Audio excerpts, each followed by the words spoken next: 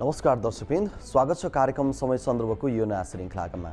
लुम्बिनी टेलिभिजनको प्रस्तुति कार्यक्रम समय सन्दर्भमा हामीले समसामयिक विषयवस्तु र जनसरकारका विषयवस्तुमा केन्द्रित रहेर सोही क्षेत्रका सम्बन्धित व्यक्तित्वहरूसँग कुराकानी गर्दै छलफल गर्दै आइरहेका छौँ। वास्तवमा नेपाल सङ्घीय संरचनामा गइसकेपछि नेपालमा 3 तहका सरकारहरू, केन्द्रीय सरकार, प्रदेश सरकार र स्थानीय सरकारहरू रहेका छन् र विशेष गरी स्थानीय सरकारले आफ्नो जिम्मेवारी लिएको करिब 4 वर्ष पुगेर 5 वर्षमा चलिरहेको छ। सम्भवतः यो अन्तिम वर्ष हो स्थानीय सरकारका लागि 5औं वर्षमा र यो अवस्थासम्म आइपुग्दाखेरि 4 वर्ष पुरा गरिसक्दाखेरि स्थानीय सरकारका जनप्रतिनिधिहरूले हिजो चुनावका ताका जनतासँग भोट माग्दै गर्दाखेरि गरेका बाचाहरू, स्थानीय विकासका कुराहरू र स्थानीय क्षेत्रमा परिवर्तनका कुराहरू के कति कुराहरू पुरा भए र विशेष गरी यो पछिल्लो 2 वर्ष कोभिड महामारीका बावजुद गत आर्थिक वर्षहरू कसरी सम्पन्न भए, योजनाहरू अगाडि सारेका योजनाहरू समयमै पुरा हुन सकेनन्, बजेट के कति मात्रामा खर्च भयो र नयाँ आर्थिक वर्षका लागि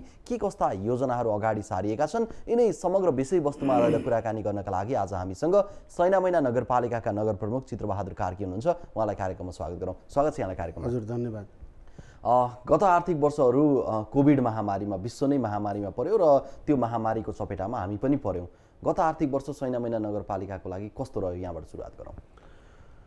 कोभिडले त पछिल्लो चौमासिकमा हाम्रा जुन हिसाबले हामीले यो विकास निर्माणलाई तीव्रता दिने, अगाडि बढाएका योजनाहरू पुरा गर्ने र जुन आन्तरिक राजस्व छ त्यो आन्तरिक राजस्व लक्षित राजस्व प्राप्त गर्ने जुन हाम्रो योजना थियो त्यसलाई गम्भीर रूपमा असर पारेको छ र पछिल्लो चौमासिक कोभिडको कारणले विकास निर्माणका काम गर्न नसकिएको कारणले अब लक्षित राजस्व उठ्ने कुरा पनि भएन।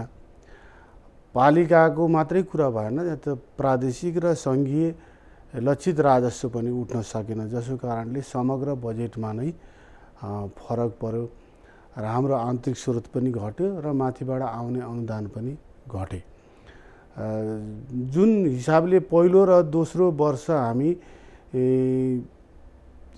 योजनाहरूमा आफ्ना कार्यक्रमहरूमा जुन बढोत्तरीका साथ अगाडि बढेका थियौँ र मलाई लाग्छ तिनै तहको सरकारमा एक खालको ठुलो उत्साह थियो, जनतामा पनि एउटा ठुलो लहर थियो। यो सङ्क्रमणले गर्दाखेरि आर्थिक सामाजिक रूपमा देशलाई यसले गम्भीर रूपमा असर पारेको प्रादेशिक रूपले जुन निकाल्यो एउटा डाटा प्रादेशिक सरकारले, त्यसमा चाहिँ हामी प्रदेशमा चाहिँ विकास खर्च चाहिँ लगभग 79% भन्दा माथि नै खर्च गर्न सफल भयौँ। हाम्रो कोभिडका बावजुद पनि धेरै योजनाहरू सफल भयो भन्ने चाहिँ प्रदेश सरकारले त्यो एउटा मूल्याङ्कन अथवा गरेको छ। त्यसमा 7वटा प्रदेशको तुलनामा लुम्बिनी प्रदेशको पुँजीगत खर्च बढी देखिएको हो। तुलना कोसँग गर्ने भन्ने हो। तुलना बाँकी 6वटा प्रदेशसँग गर्दाखेरि लुम्बिनी प्रदेशको बढी देखिएको हो। जति हुनुपर्ने हो त्यो त सङ्क्रमणले असर पारिहाल्यो। फेरि प्रादेशिक योजनाहरू के हुन्छन् भने पालिकासितको म्याचिङमा सम्पूरक योजनाहरू हुन्छन् धेरैजसो। त्यसकारण त्यसको कार्यान्वयन पालिकाले नै गरेको हुन्छ। उहाँहरूले पैसा अब आधा पैसा दिने हो, त्यो पैसा फरफरक भएर असाढमा आइहाल्छ। त्यो समयमा बजेट बनाउँदा सुरुवातमा नै त्यो कुरा सुनिश्चित हुने हुनाले त्यसको ठेक्कापट्टा लगाउने काम गर्ने कुरा पनि समयमा मङ्सिरदेखि सुरु गर्न सकिन्छ। त्यस कारणले असाढसम्ममा ती योजनाहरू सम्पन्न हुन्छन् र उहाँहरूको पुँजीगत खर्च बढी देखिएको होला। यसो त हामीले 65 देखि 70% गएको वर्ष पनि पुँजीगत खर्च गर्न सफल भएका थियौँ। त्यो त्यति धेरै राम्रो होइन। त्यो यदि यो सङ्क्रमण नभएको भए त हामीले 90-95% पुँजीगत खर्च गर्न सक्ने हाम्रो मेकानिजम पनि थियो, हाम्रो सामर्थ्य र त्यो अनुसार काम पनि भएको थियो। यसरी हेर्दा हामीले जम्मी 3 वर्ष काम गर्न पायौँ। यो 6 महिनाको कोरोना सङ्क्रमणले लगभग 1 वर्षलाई गम्भीर असर पार्ने हुनाले र हाम्रो देशमा के छ भने साउन भइहाल्यो, भदौ भइहाल्यो, दसैँ तिहारमा सम्म काम नगर्ने र कार्तिक पछि काम गर्ने कुरा हुन्छ। कार्तिक मङ्सिर पछि जाडो सुरु हुन्छ, 1-2 महिना जाडो भन्ने कुरा भयो। त्यसपछि खास काम गर्ने फागुनदेखि असाढसम्म नै हो। त्यो छोटो अवधिमा योजनाहरू पनि छिटो छरितो गर्न छिटो छरितो त्यही जुन काम गर्ने बेलामा सङ्क्रमण सुरु भयो 2 वर्ष नै। त्यसो भएर सङ्क्रमणले त लक्षित सफलता प्राप्त गर्न सबैलाई नै रोकेको छ। त्यो बिचमा पनि अब क्वारेन्टिन सर मजदुरहरू राख्ने यो दोस्रो सङ्क्रमणमा यो गएको आवामा हामी 77-78मा 76-77को जुन पाठको सङ्क्रमणबाट हामीले जुन पाठ सिकेका थियौँ 77-78मा हामीले क्वारेन्टिन सर मजदुरहरूलाई निर्माण व्यवसायीहरूलाई राखेर गेटबाट बाहिर नजाने गरी नै सुरक्षित रहने, उहाँहरूको क्लिनिकली टेस्ट गर्ने, फिभरहरू चेक गरिरहने, यो हिसाबले काम अगाडि लाँदा अब जुन दोस्रो महामारी पनि अब करिब अहिले लहरमै छ, तर पनि तेस्रो भेरिएन्टको चुनौतीहरू आइरहेको छ, विभिन्न भेरिएन्टहरूका चुनौतीहरू आइरहेका छन्। अब यो अवस्था कति वर्षसम्म कुन समयसम्म रहन्छ भन्ने न त कसैले आकलन गर्न सकेको छ, न त यसको विषयमा एउटा स्पष्ट विश्व स्वास्थ्य सङ्गठनले पनि कुनै धारणा दिन सकेको छैन। अब यो अवस्थामा यही महामारीकै बिचमा हामी त विकासका योजनाहरू विभिन्न आफ्ना दैनिक गतिविधिहरू त सञ्चालन गर्नुपर्ने अवस्था छ। अब नगरले चाहिँ यो विषयमा कसरी सोचेको छ र कसरी योजना बनाएर अगाडि बढ्छ मेयर साहब? यो बिचमा हामीले स्वास्थ्य सुरक्षा सम्बन्धी स्वास्थ्य सुरक्षा सतर्कता सम्बन्धी मापदण्ड अपनाउने, बिस्तारै आर्थिक सामाजिक क्रियाकलापहरूलाई सहज बनाउँदै लैजाने नै हो। अब शिक्षा क्षेत्रलाई विशेष भर्चुअल माध्यमबाट प्रोजेक्ट वर्क गरेर अरू केही सानो सानो समूहमा भेटघाट गरेर शैक्षिक क्षेत्र सञ्चालन गरिएको छ। स्वास्थ्य क्षेत्र सञ्चालनमा खासै समस्या देखिएको छैन। कृषि क्षेत्रमा पनि यसले त्यस्तो समस्या पारेको छैन। कृषि क्षेत्रको कामलाई, औद्योगिक क्षेत्रको कामलाई पनि उद्योग धन्दा सञ्चालनमा अहिले ठिकै छ। व्यावसायिक क्षेत्र पनि सतर्कतापूर्वक काम भएकै छ। खोप पनि अब प्रत्येक समयमा खोपको मात्रा पनि बढाउँदै लगिएको छ र अब खोप लगाउने जनसङ्ख्या बढ्दैछ। बिस्तारै दाजुभाइ दिदीबहिनीहरूमा पनि कोरोनासित लड्न सकिन्छ, योसँग सुरक्षित हुन सकिन्छ। स्वास्थ्य सुरक्षा सतर्कता सम्बन्धी ज्ञान पनि भयो सबैलाई। त्यसकारण अब योसित लड्दै विशेष सतर्कता अपनाउँदै जनजीवनलाई सामान्य बनाउँदै लैजानु पर्दछ भन्ने आम जनसमुदायमा पनि त्यस खालको अहिले जागरण आएको हुनाले हामीले थप न्युटेनहरू, नयाँ खालको न्युटेन भेरिएन्ट नआओस्, आइहाल्यो भने पनि त्यसलाई व्यवस्थापन गर्ने एक खालको तयारी हाम्रो छ। तर यो पछिल्लो समग्र समयलाई हेर्दाखेरि खोप लगाएका व्यक्तिहरूमा कोरोना देखिए पनि त्यसले चाहिँ गम्भीर असर नगर्ने चाहिँ देखियो।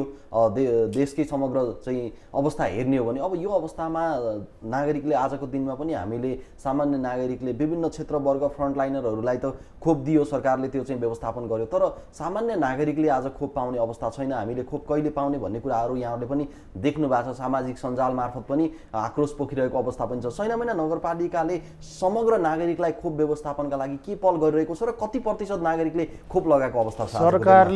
सरकारले सामान्य नागरिकहरूलाई नै प्राथमिकता दिएर खोप लगाएको छ। फ्रन्टलाइनरहरू त स्वास्थ्य क्षेत्रको लागि त लगाउनै पर्यो।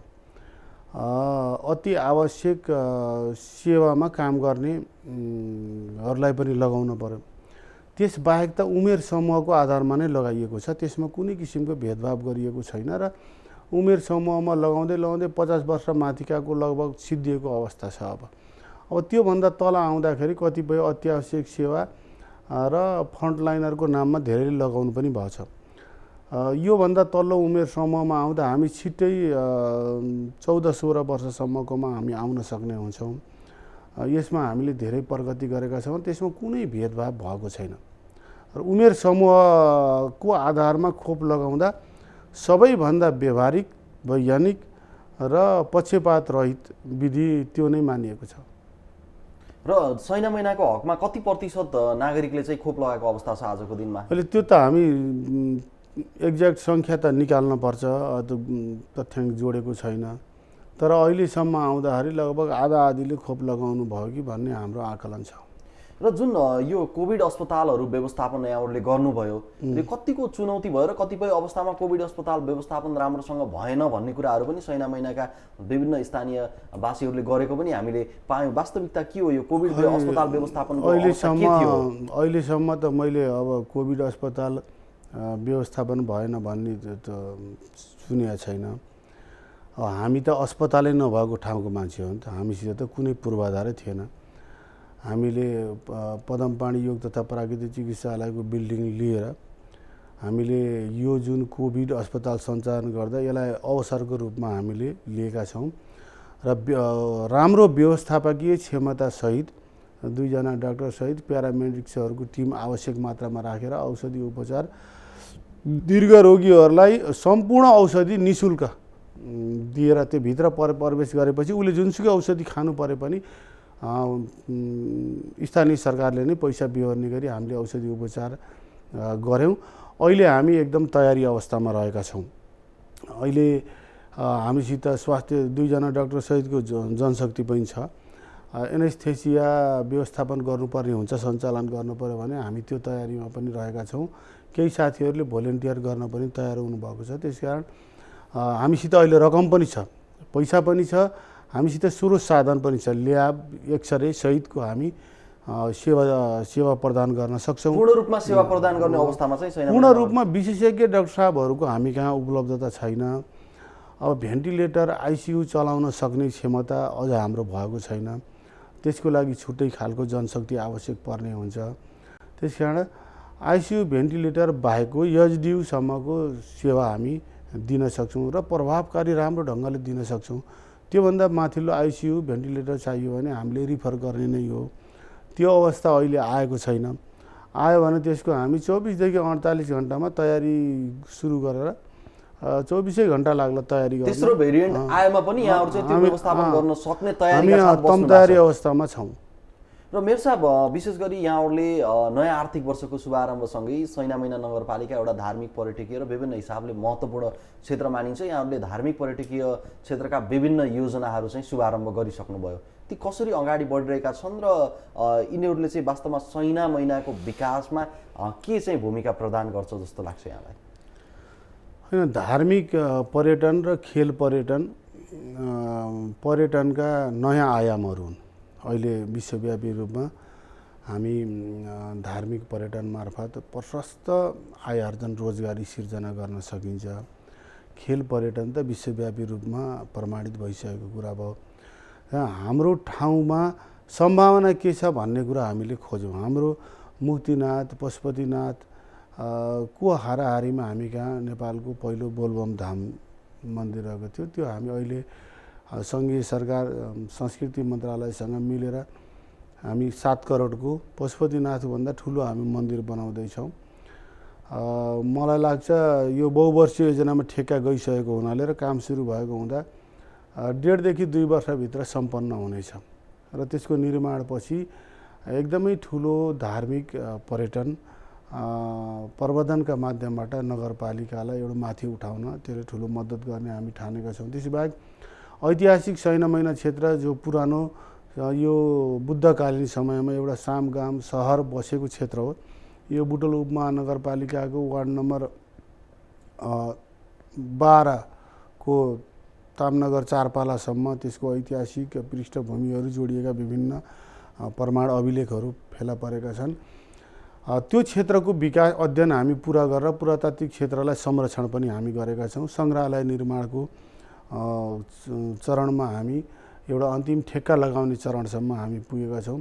हामी सङ्ग्रहालय निर्माण गर्न सक्यौँ भने पुरातात्विक क्षेत्रहरूको नि संरक्षण हुनेछ र अरू सिमसार क्षेत्र लगायतका पर्यटकीय आकर्षणका क्षेत्रहरूको पनि डिपिआर तयार गरेर स्रोत सुनिश्चित गरी निर्माण कार्य अगाडि बढाउने प्रयासमा नगरपालिका रहेको छ। औद्योगिक ग्राम पनि हामी यो वर्ष निर्माण सम्पन्न गरेर उद्योगीहरूलाई जग्गा उपलब्ध गराउँदैछौँ। स्टेडियमहरू पनि हामी निर्माण गरिरहेका छौँ।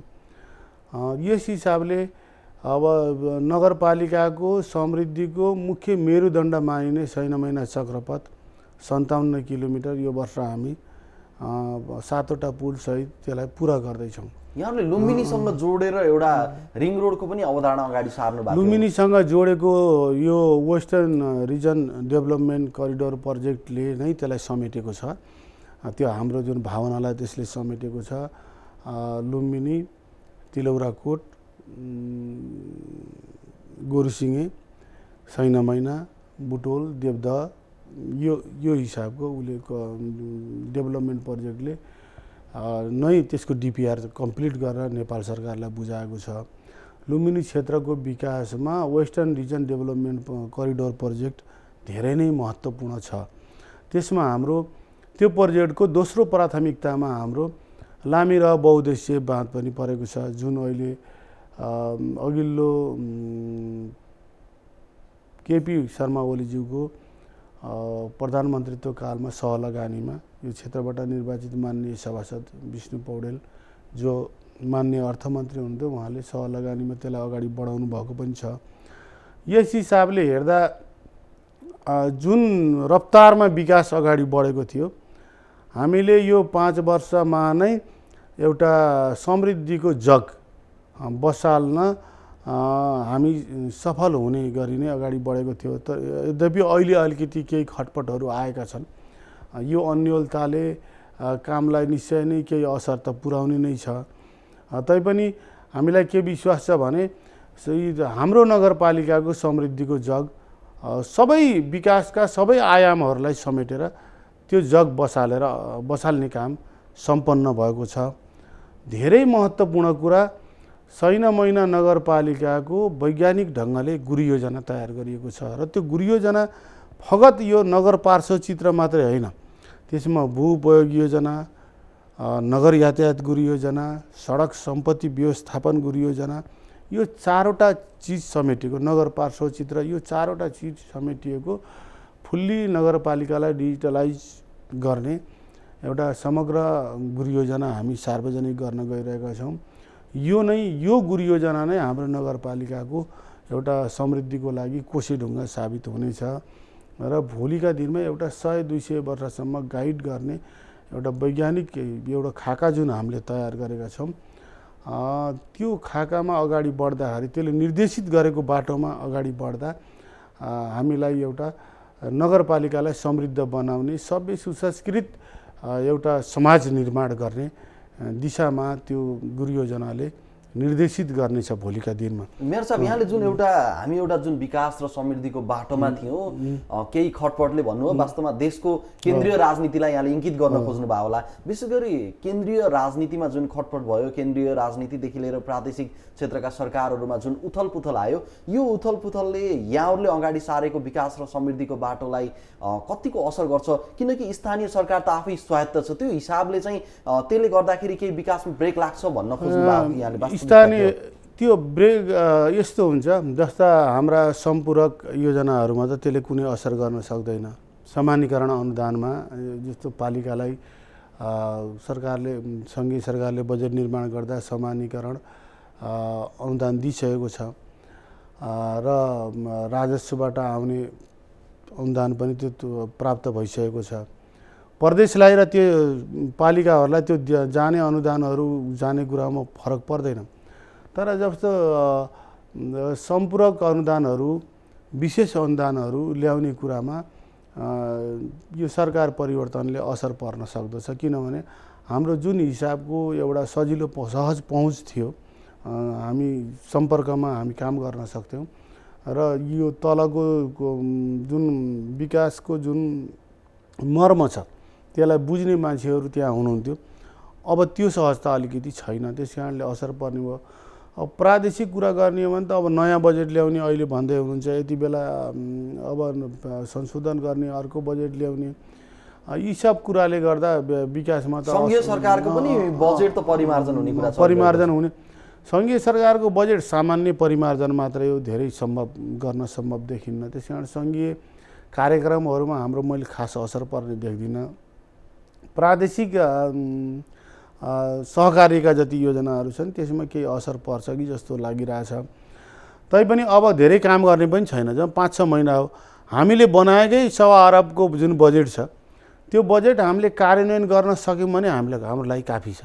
हामीले अब धेरै दौडधुप गर्ने भन्दा पनि धेरै नयाँ कुरा सोच्ने भन्दा पनि जुन कुरालाई नीतिमा ल्याइएको छ, जुन कुरालाई कार्यक्रममा ल्याइएको छ, जुन कुरा हामीले स्वीकृत गरेर हामीले आफ्नो बजेटबाट आफूले प्राप्त गरेको बजेटबाट गर्ने भनेको छ, तिनी कुराहरूलाई समयमा गरेर सम्पन्न गरे नै काफी छ।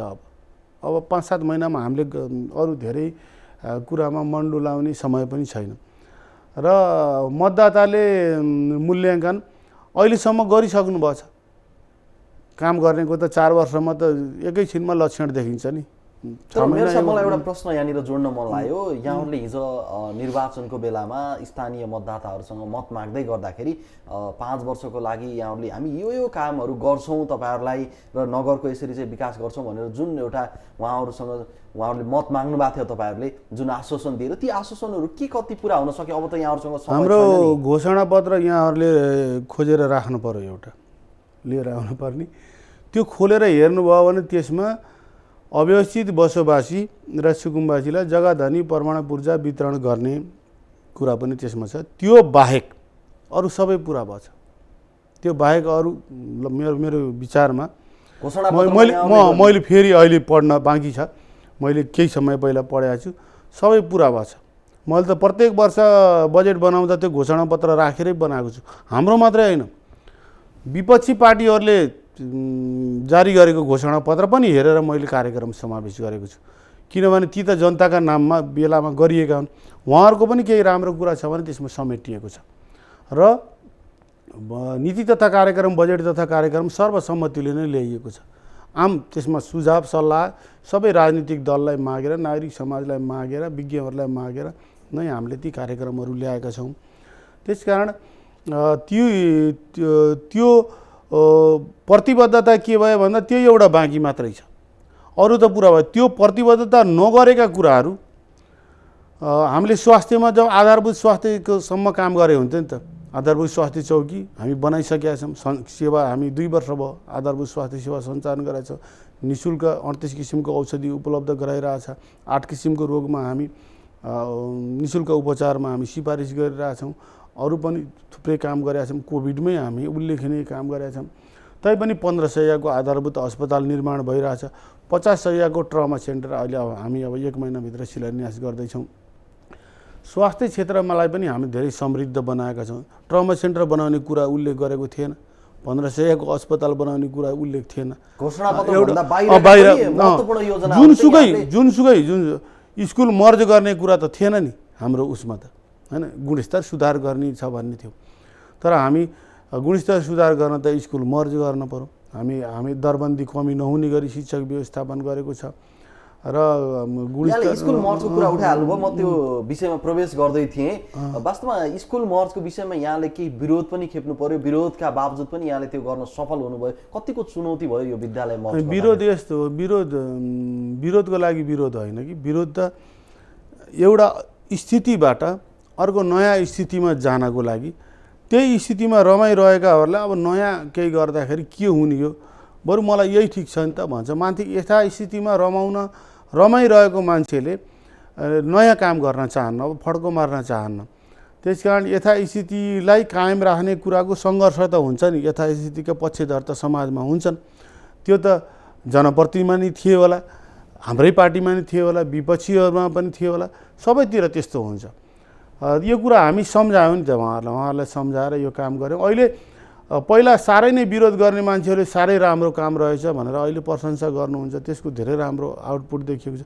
अहिले त सरकारी स्कुलमा विद्यार्थीलाई हामी स्रोत साधन पुर्याउन सकेका छैनौँ, विद्यार्थी सङ्ख्या बढेर।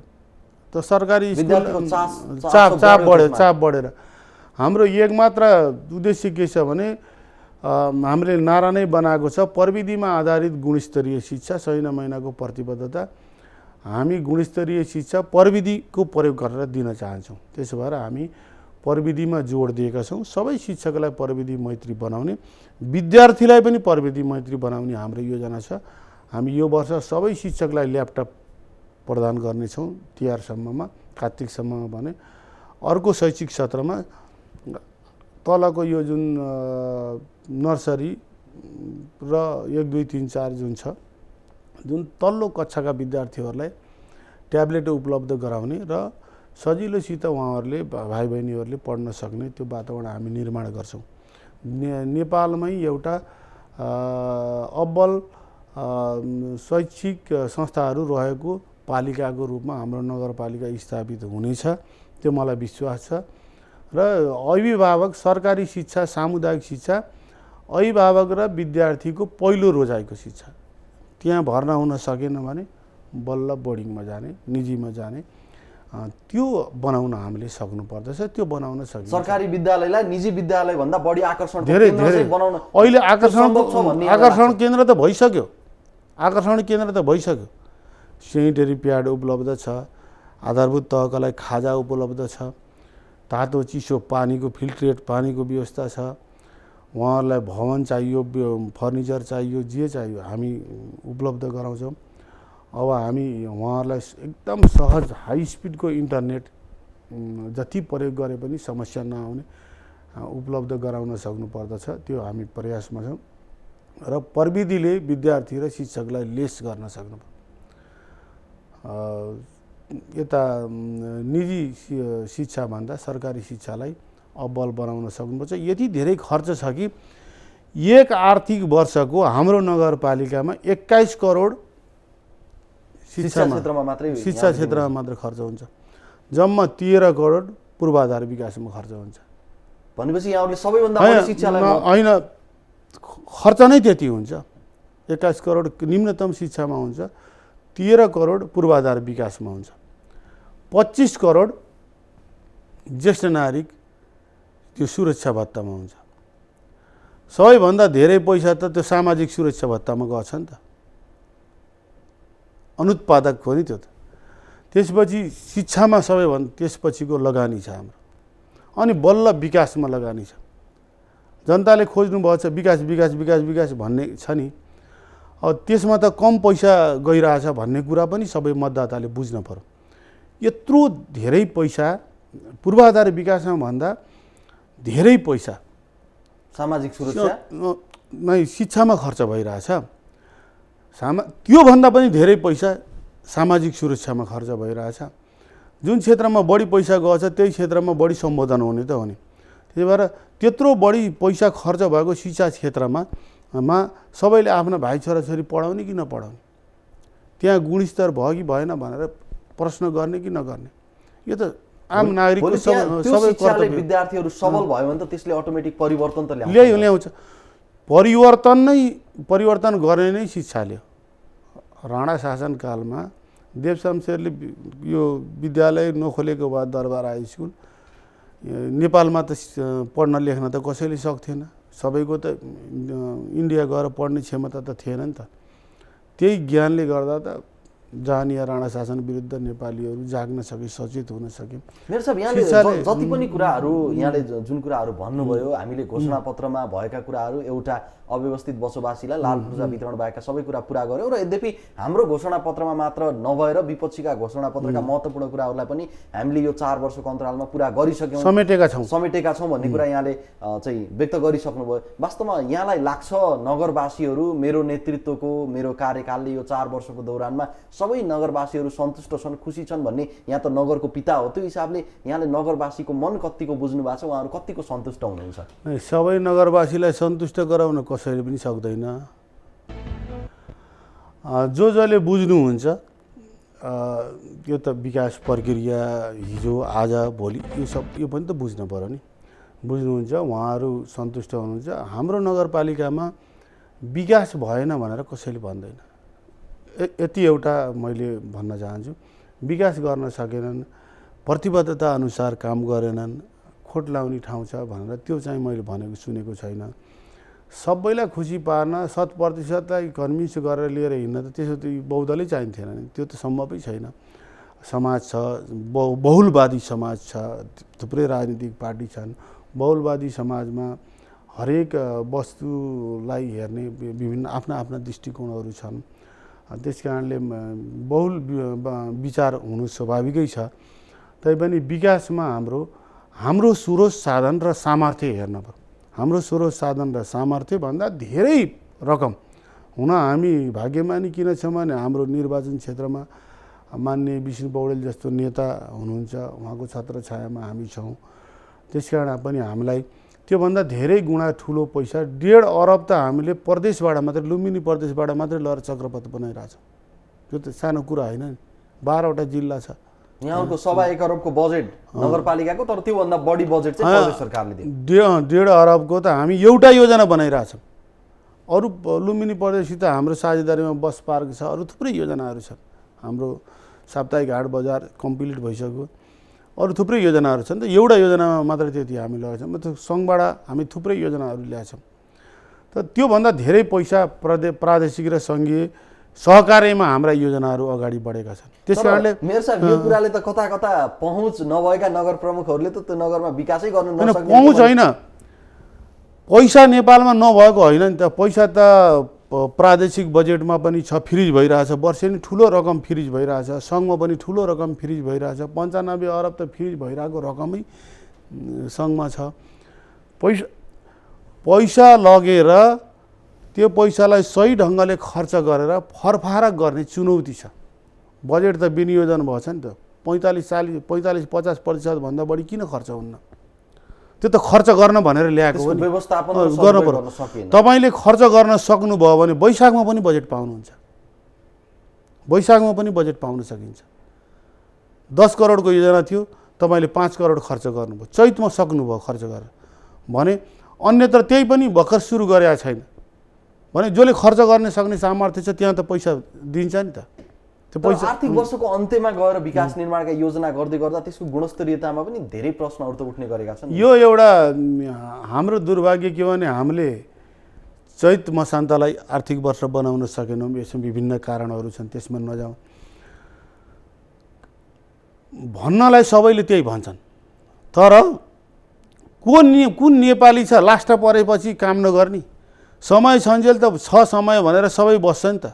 समय सन्जेल यो गरौँला त्यो गरौँला, टाइम छ भनेर बस्ने हुन्छ। हामीले असोजमा गठन गरेको उपभोक्ता समितिले चैतमा गएर काम सुरु गर्छ। टाइम छ, मैले गरेर सक्छु, मैले गरेँ त भन्ने यो खालको छ। त्यो मानसिकता अझै पनि हामीले परिवर्तन गर्न सकेनौँ। त्यो मानसिकता विकासका क्षेत्रमा मात्रै होइन, समाजको हरेक क्षेत्रमा यो मानसिकता छ। यो मानसिकता त्याग्न पर्यो, सबैले त्याग्न पर्यो। हामीले समयमा ठेका अहिले टेन्डर निक्लिरहेछ। साउनमा भदौमा असोजमा टेन्डर निक्लिरहेछ। अहिले टेन्डर निक्लेको निर्माण व्यवसायीले तिहारपछि काम सुरु गर्छु भन्छ। चाड यो छ त्यो छ, हामी के त बहानाबाजी धेरै गरिन्छ। यसो गर्दै जाँदा जाडो सिजन सुरु हुन्छ, मजदुर ल्याउँदैछु के भन्दै उहाँहरूले चैतबाट काम सुरु गर्नुहुन्छ।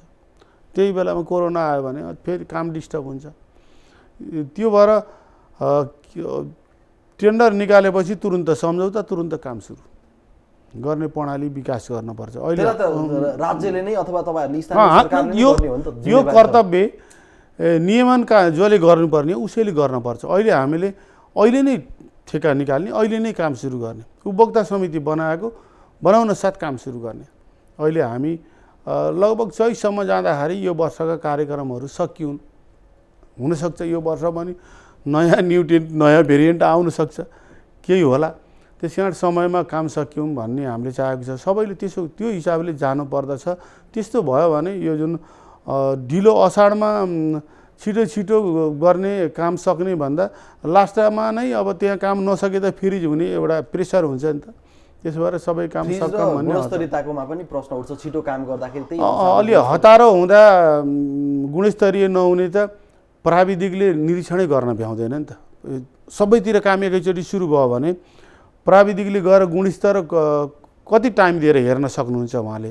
त प्राविधिकले नै टाइम दिन नसक्ने हुनाले निर्माण व्यवसायीलाई नि के हुन्छ भने आफ्नो हिसाबले काम अगाडि बढाउने एउटा मौका पाएको हुन्छ।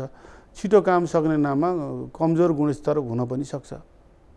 मेयर साहब, हामी कार्यक्रमको अन्त्यमा आएका छौँ। अन्त्यमा लुम्बिनी सामुदायिक टेलिभिजन हेरिरहनुभएका आम दर्शकलाई के भन्न चाहनुहुन्छ? सम्पूर्ण दाजुभाइ दिदीबहिनीहरूलाई म हामी सङ्क्रमण अझै सिद्धिएको छैन। हामी सङ्क्रमणबाट घेरिरहेकै छ चारैतिर। विशेष यो स्वास्थ्य सुरक्षा सम्बन्धी मापदण्ड अपनाएर हामीले दैनिक जीवनलाई सामान्य बनाउँदै लैजाने र आर्थिक सामाजिक रूपमा जुन शिथिल कमजोर भएको जुन हाम्रो अर्थव्यवस्था छ, सामाजिक अवस्था छ, यसलाई बिस्तारै माथि उठाउनुपर्छ। यो भन्दा पनि ठुला सङ्कटहरू पार गरेको नेपाली समाजले, त्यस कारण यसलाई हामी सहजता तर्फ जानुपर्छ र यो सङ्क्रमणको बहाना बनाएर कुनै पनि किसिमका व्यक्तिगत लाभ हुने काम गर्ने त्यो खालको प्रवृत्तिलाई निरुत्साहित गर्दै अगाडि बढ्नुपर्छ। म सङ्घीयता, नयाँ नेपालको जुन सङ्घीय संरचना भयो, शासकीय संरचना भयो र सङ्घीय मोडेलमा यो सङ्घीय लोकतान्त्रिक गणतन्त्रको प्रमुख विशेषता प्रादेशिक सरकारको औचित्य र सार्थकता पुष्टि भएन कि भन्ने मान्छेलाई परिरहेछ।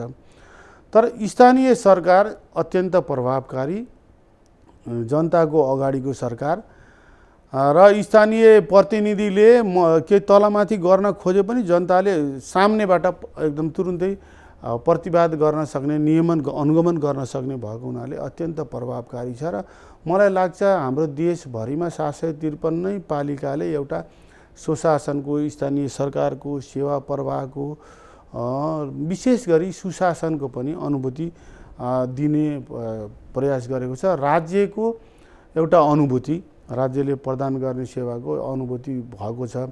हिजोका दिनमा केन्द्रीकृत शासन व्यवस्था हुँदा जुन हिसाबले हामीले लक्षित समुदायमा प्रतिफल पुर्याउन सक्थेनौँ, अहिले पालिकाहरू मार्फत लक्षित समुदायमा हामीले प्रतिफल पुर्याउन अहिले सकेका छौँ। यो नै सङ्घीय लोकतान्त्रिक गणतन्त्रको सबैभन्दा ठुलो उपलब्धि हो।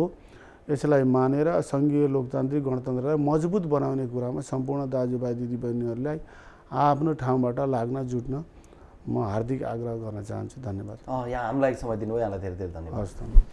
दर्शकवृन्द, आजको कार्यक्रम समय सन्दर्भमा हामीसँग रूपन्देही स्थित सैनामैना नगरपालिकाका नगर प्रमुख चित्रबहादुर कार्की हुनुहुन्थ्यो। उहाँसँग रहेर हामीले सैनामैना नगरको विकास, महत्त्वपूर्ण योजनाहरू, स्थानीय सरकारको औचित्यका विषयमा रहेर कुराकानी गऱ्यौँ र हामी नयाँ श्रृङ्खलामा नयाँ अतिथिको साथमा उपस्थित हुनेछौँ। आजको लागि कार्यक्रम समय सन्दर्भबाट म लगायत सम्पूर्ण युनिटलाई बिदा दिनुहोस्। नमस्ते, हेर्दै गर्नुहोस् लुम्बिनी टेलिभिजन।